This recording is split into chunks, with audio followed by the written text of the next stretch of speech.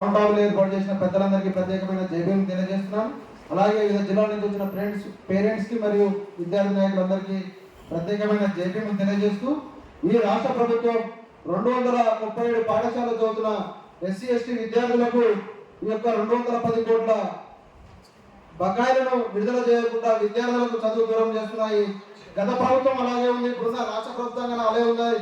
కాబట్టి ఈ కాంగ్రెస్ ప్రభుత్వం ప్రజా ప్రభుత్వం, ఈ రేవంత్ రెడ్డి గారు కూడా విద్యాశాఖ మంత్రి ఉంది కాబట్టి ఈ యొక్క బెస్ట్ అవైలబుల్ పథకం మీద దృష్టి సాధించి గత ప్రభుత్వం చేసిన లెక్క కాకుండా మీరు ప్రత్యేకమైన చొరవ తీసుకోవాలి రేవంత్ రెడ్డి గారు. ఎందుకంటే గత ప్రభుత్వంలోని విద్యార్థులు విద్యకు దూరమేనని ఇక్కడ చెప్పడం జరుగుతుంది, ఇన్ని బకాయిలు ఉన్నాయని. కాబట్టి ఈ ప్రజా ప్రభుత్వం కాంగ్రెస్ ప్రభుత్వం విద్యాశాఖ మంత్రి రేవంత్ రెడ్డి గారు వెంటనే ఈ బెస్ట్ అవైలబుల్ పథకం మీద వెంటనే నిధులు విడుదల చేసి ఎస్సీ ఎస్టీ విద్యార్థులు చదువుకునే విధంగా కృషి చేయాలి. అలాగే ఈ రాష్ట్రంలో ప్రైవేట్ పాఠశాల ఆవడాలు మితి వెళ్ళిపోతున్నాయి.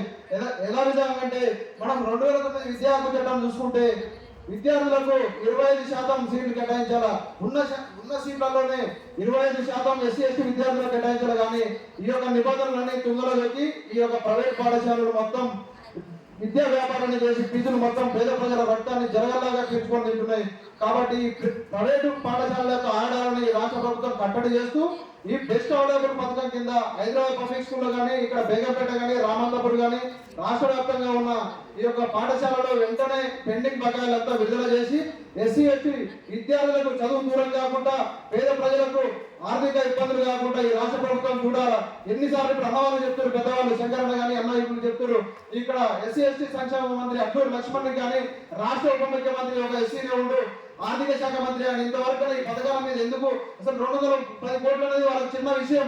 ఎన్నో పనులు చేస్తున్నారు విద్యార్థులకు. ఎస్సీ ఎస్టీ విద్యార్థులు చదువుకుందామంటే వాళ్ళు కనీసం ఈ యొక్క 210 కోట్లు విడుదల చేయలేదంటే ఎస్సీ ఎస్టీ విద్యార్థులను విద్యకు దూరం చేయడం అనేది ముమ్మాటికి మేము ఇక్కడ ఉస్మానియా యూనివర్సిటీ విద్యార్థి సంఘాలుగా ఆల్ మాల స్టూడెంట్ అసోసియేషన్ గా మేము ఖండిస్తున్నాం. వెంటనే ఈ బెస్ట్ అవైలబుల్ పథకంలో ఉన్న బకాయిలను విడుదల చేసి విద్యార్థులకు ఈ యొక్క తోడ్పాటు అందించి భవిష్యత్తులో ఎలాంటి ఆటంకాలు కలగకుండా విద్య ప్రోత్సహించాలా.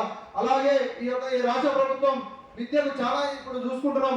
ఈ రోజు రాష్ట్ర ముఖ్యమంత్రి గారు రేవంత్ రెడ్డి గారు ఉస్మానియా యూనివర్సిటీ సందర్శించి ఇప్పుడు అక్కడ కార్యక్రమం జరుగుతుంది.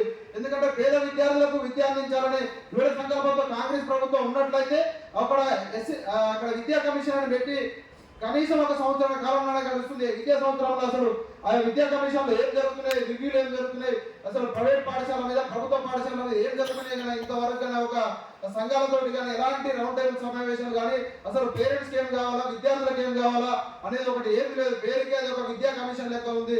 గత ప్రభుత్వం చేసిన పోలికలు ఈ కాంగ్రెస్ ప్రభుత్వంలో కూడా స్పష్టంగా కనపడుతున్నాయి.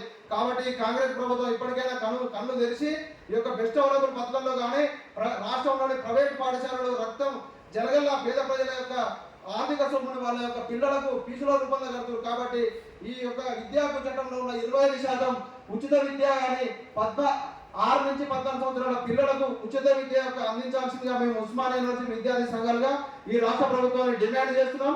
లేని పక్షంలో అన్నవారు భవిష్యత్తులో ఏ కార్యాచరణ తీసుకున్నా ఉస్మానియా యూనివర్సిటీ విద్యార్థి సంఘాలుగా మీ కార్యక్రమంలో పాల్గొని రాష్ట్ర ప్రభుత్వాన్ని ఉస్మానియా యూనివర్సిటీ విద్యార్థి సంఘాలు ప్రశ్నిస్తాం. మీరు భవిష్యత్తులో ఏ కార్యాచరణ తీసుకున్నా ముందుంటామని కోరుకుంటున్నామా. జై భీమ్, జై భారత రాజ్యం. మీరు